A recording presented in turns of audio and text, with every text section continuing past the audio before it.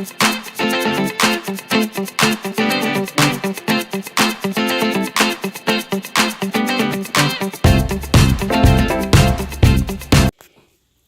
hi everybody, this is DearMamaSal, and today we're going to be cooking some roast chicken in the halogen oven. I wanted to show you that the halogen oven is big enough to take two pretty fair-sized chickens, and that's really important. I got the two on a deal. Now, if you're cooking anything that's going to be a little bit fatty, which chicken is inclined to be, I always put on the extender ring. It sort of stops too much happening right up here where the halogen light is, and you're going to see that in a minute. I'm going to set it for 350. There we go. And I'm going to put it on for half an hour first of all. So there we go. Let's do that again. So I've got it at 350. And I'm going to cook it for about 40 minutes on the first side. And we'll keep checking back to see how it's doing.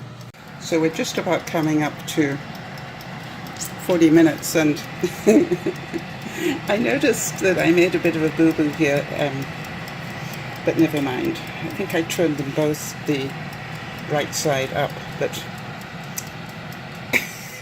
we can cope with this.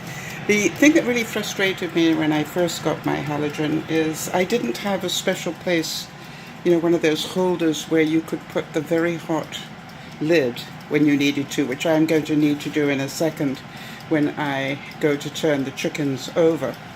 And then it suddenly struck me, after a lot of experiments, that about the easiest way to do it was to put down a frying pan and then just put the lid on top of the frying pan, and I'm going to show you that in a minute. So as you can see, it's not touching my counter, it's just resting.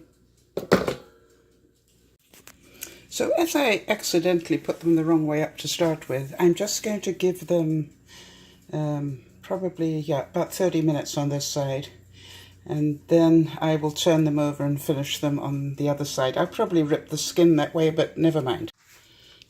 Don't they look good? Now, I'm going to try and turn them over one more time, and I realize they can fall apart, so I thought I'd just show you how good they're looking right now. So they've had about 30 minutes on each side so far. Now what I've done is I've put this little chicken in here, and it's a really smart little gizmo that you can get, and you put it in where the leg is, and then when the chicken is cooked, this little chicken's legs will pop up, and that'll tell you that, you know, that you're at the right temperature. It's very clever. I think we're almost there. So that's amazing that I was able to cook two chickens at one time. And you can see all the fat just drained to the bottom here. Once the chickens are cooked, I'm going to remove them and then roll the potatoes in the fat. And then just cook them in. I should add, after I've drained off, you know, I'll just roll the potatoes in the fat and then drain off the rest. And that is how much fat came off those two chickens. What I'm going to do is take a little bit of that fat and just coat the potatoes and the yams with it,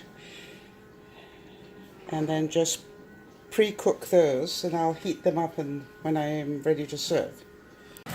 So I coated the potatoes in the chicken fat, and now I've turned it up to 450. Yep, yes, 450.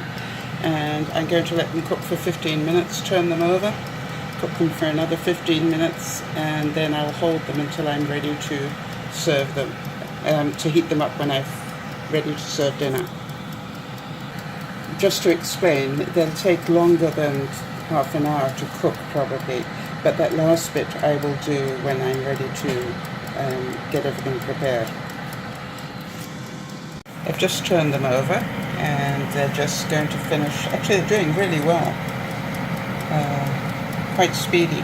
What will happen is as soon as they finish, they've got another 5 minutes to go. I like 10. It'll just turn off and they'll keep warm until I'm ready to deal with them. Well, they look pretty good, don't they? I'm just going to keep stirring them now and keeping them warm only. But because they're done.